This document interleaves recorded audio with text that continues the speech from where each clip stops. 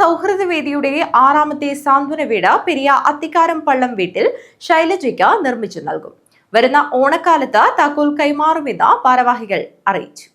യുഎഇയിലെ പെരിയ നിവാസികളുടെ കുടുംബ കൂട്ടായ്മയായ പെരിയ സൗഹൃദവേദിയുടെ 6ാമത്തെ സാന്ത്വന വീട് പെരിയ അത്തിക്കാരംപള്ളം വീട്ടിൽ ശൈലജയ്ക്ക് നിർമ്മിച്ചു നൽകും. 10 ലക്ഷം രൂപ ചെലവഴിച്ചാണ് വീട് നിർമ്മിക്കുക.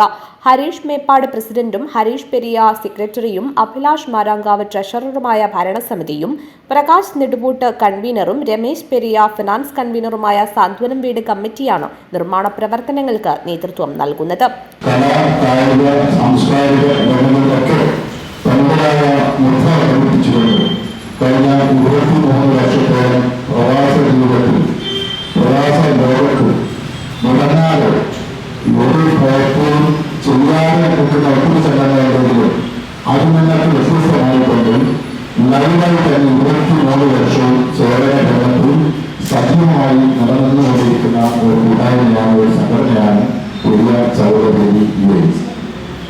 ഇപ്പോൾ പറഞ്ഞ 6ാമത്തെ വീടിനെ പറ്റിയാണ് 10 ലക്ഷം രൂപയോളം ചിലവ് കൊടുക്കുന്ന ഒരു വീടാണ് ലഭ്യമായ ഒരു കുടുംബത്തിന് സൗഹൃദവേദി വെച്ച് നൽകുന്നത്. 6ാമത്തെ വീടാണ്.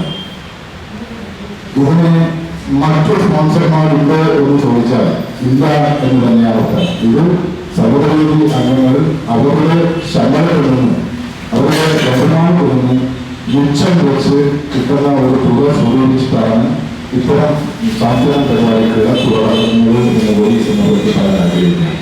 നിർമ്മാണ പ്രവർത്തനങ്ങൾ ജനുവരിയിൽ തുടങ്ങും.